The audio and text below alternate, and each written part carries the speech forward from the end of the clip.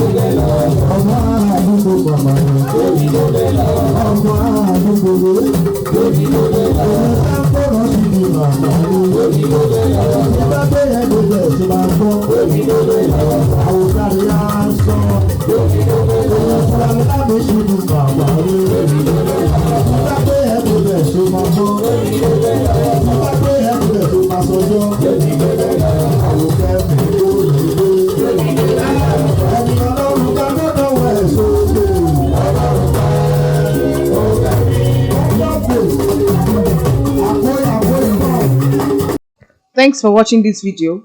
Please don't forget to click on the subscribe button. Kindly comment and share. We drop new videos daily. Thank you.